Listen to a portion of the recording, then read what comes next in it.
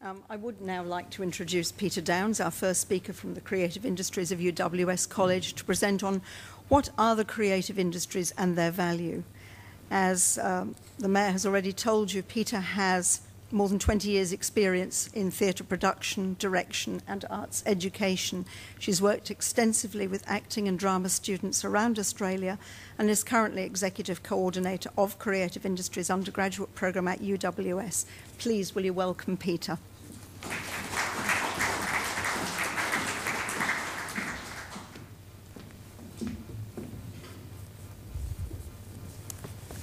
Good morning. Thank you very much for that lovely introduction and for the Mayor, Greg Davies, in welcoming me, and I welcome you as well this morning.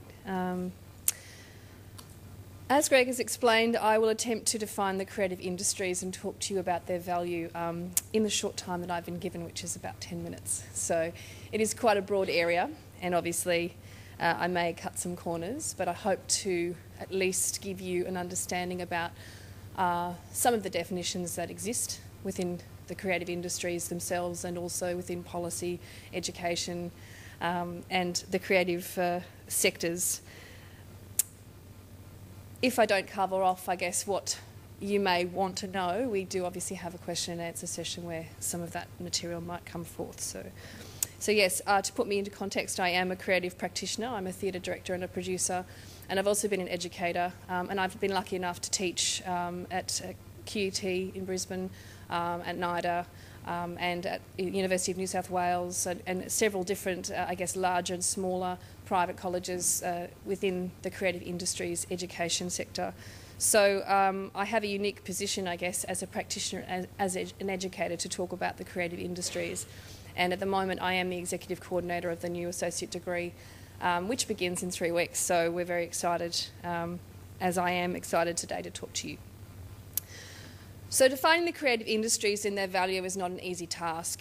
In fact, it's the most interesting thing about the creative industries is that until quite recently, many of the sectors that make up the industries were undervalued in terms of economics.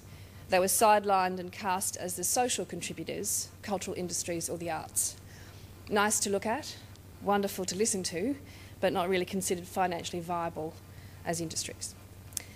Around 15 years ago, the different creative sectors were identified by the Blair Labor government's Department of Culture, Media and Sport, or DCMS, as major contributors to the UK economy, and they were brought together under the term creative industries.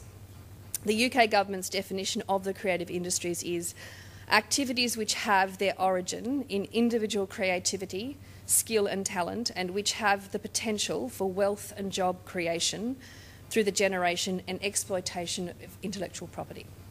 It's quite a convoluted, slightly large mouthful, but in terms of what it means, I guess, to me and to most of the people that I deal with, is that the creativity itself is the beginning point, and the industry comes from the creativity's ability to produce a product that can be sold or I guess trademarked, patented. So the idea, I guess, of the creative industries is recognising where creativity starts and where it ends in something that can be sold. So that's, I guess, a very lay way of looking at it. I personally prefer the ideas offered by John Howkins, who builds on this definition by the UK government and segments this generation of intellectual property into 4 categories, which I've just mentioned: copyright, patent, trademark and design. And he proposes that the creative industries are the result of the intersection between creativity and economics. Creativity is not necessarily an economic activity, but may become so when it produces an idea with economic implications or a tradable product. And so I guess that gives us our jumping off point in terms of what are the creative sectors that fall under the creative industries category. So while each country and policy maker, educator and creative has their own definition of the sectors that make up the creative industries, I will turn to the list provided by the federal government and Austrade. And these are advertising and marketing, architecture, design and visual arts, film, TV and radio, music and the performing arts, writing, publishing and print media, and software development and interactive content. And it's really interesting that software development and interactive content be listed because it is the cornerstone, I guess, of what the creative industries is about. So the recognition that the creative industries are a major contributor to economic growth has been slowly gathering momentum around the world since it was first put forward by the Blair government in the late 1990s. The catalyst for this, of course, has been the advent of the internet, the advances in digital technology and the convergences of media. What has been realised is that by marrying the creative sectors listed with these technological mediums, creativity and innovation can be harnessed, diverted and built into a multi-billion-dollar enterprise. But this recognition has not been without some argument. The creative industries concept itself has seen a very lively debate between academics, industry members and policymakers as to whether the concept is too restrictive or too loose in its capture of creative sectors. In fact, there's been quite a lot of argument from the cultural sectors that they don't want to be defined in terms of economic terms. And I guess the interesting thing about that is that in this day and age we are always struggling for the dollar, we're always fighting for the funding, particularly the arts has always been in that position. So it's interesting to me that there is that argument against wanting to build an economic and sustainable environment.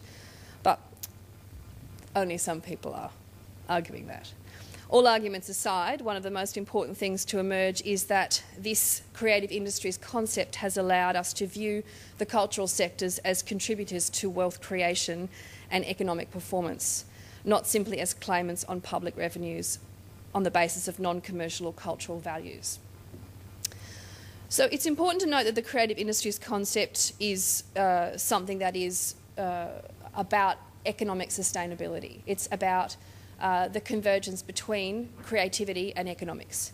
As Terry Flew and Stuart Cunningham from QUT attest in their review of the creative industries concept over the past decade, by approaching the creative industries in ways that go beyond the traditional discourses of the subsidised arts and giving a central role to creativity in the generation of economic wealth, debates about these sectors have moved into larger discourses such as those of trade policy, copyright and intellectual property, urban development and educational futures.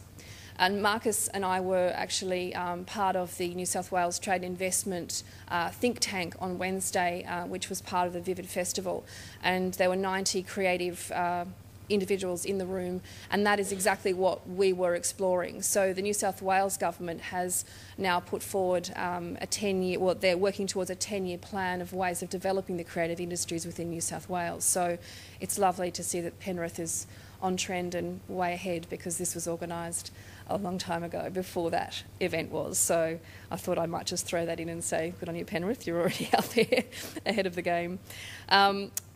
So the interesting thing, I guess, about that discussion was that that was very much the focus. It wasn't just about the cultural investment, it was more about how can we harness this creativity, how can we work towards trade policy, export, import, how can we put New South Wales on the map, how can we work on developing links between regional areas and metropolitan areas, how can we connect creative people together and begin this collaboration? Where does the intersection between business and government and creatives begin and end? So, of course, that's a much longer discussion than we could have then, and obviously we can have today, but it brings me to the next point, I guess. So, what is the street value of the creative industries concept? How does it relate to us here today? And I guess that's what you're all very keen to understand, and hopefully I'll give you some understanding. So economically, the numbers say it all. Greg, you actually got the figure wrong. It's 30 billion. It's over $30 billion. So that is the contribution to the GDP that the creative industries currently makes. And the industries themselves employ approximately 4.8% of total employment within Australia. And that's based on the 2006 census. So that figure of 30 billion was 2008-9 GDP contribution. So that's not a small number at all. In 2008-9, the creative industries made a larger contribution to the GDP than a number of traditional industry groups such as agriculture, forestry and fishing, accommodation and food services. In line with the advances of digital technology and convergent media, it is software development and interactive content that is the dominant sector of the creative industries, accounting for 43% of the industry gross product and 39% of total employment in the creative industries. The next biggest sector in terms of industry gross product is writing, publishing and print media, followed by film, television and radio. In terms of employment, these two sectors fall into third and fourth place behind architecture, design and visual arts, which has 25% of the total employment of the creative industries. So that's the economic contribution, I guess, or the value. So we can see it's not just about a little bit of painting or writing or a bit of cultural pursuit. We're looking at industries that are burgeoning from the small to medium sectors, creative people who are building enterprise, who are enabled by the technology that is currently with us. And obviously with the advent of the NBN and its rollout, that will actually enable a lot more creative people to have access to the technology that will give them that platform or that leg up. The social benefits of the creative industries are also obvious. Demand for products and services provided by the creative industries is rapidly increasing, particularly in the areas of film, gaming and design in Australia. The new ways we can now market and distribute products and services is also enabling us to engage a wider audience and encourage their interaction in the creation of content. Social media itself is fantastic, and a lot of marketing people will attest to this, that it's social media that actually helps word of mouth. It's interaction about content. It's making comments on shows that you see or films that you see or even television that you see that's enabling people to connect with each other and, again, grow these industries. Something as simple as a book launch can be commented on, so we are no longer isolated in our opinion, and we are, as an audience, helping to grow this content. So creative businesses and talent is enabled by digital technologies to connect with markets across the country and the world, which means that access is endless. And how does this relate to local government and business? The creative industries thrive on collaboration, with creative content and services often being the product of collaborative partnerships. One of the fascinating things about the forum on Wednesday was there were 10 questions asked, 10 areas that we were looking at, from regional Australia through to career opportunities to training. And the two strongest things that came out of it was connectivity and the idea of an art or a creative hub where people could gather and learn and jump from. Because without collaboration, creativity can sometimes be a little isolating. Some artists or some creative people like to work in isolation, but it's my experience that the collaborative process is what feeds innovation and creativity. And so what was fascinating was that, even though we were talking about export and import, we were talking about career and training, this idea of a hub, of a place of gathering that people could come and access the technology, and that is not only the internet, the technology that exists within this medium, but the technology that exists within people, the intellectual property that businesses and government can offer, and ways that we can work together to develop the community and develop the creative flow. And that's with the community itself. So it's not just about the creatives doing their own work, it's about giving back to the community and the community feeding into that or feeding from that.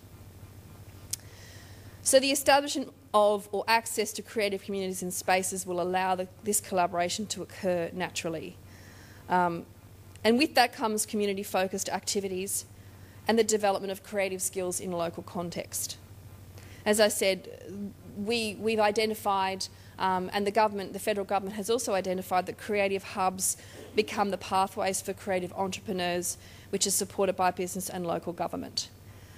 With that comes obviously the intersection between education, skills and training.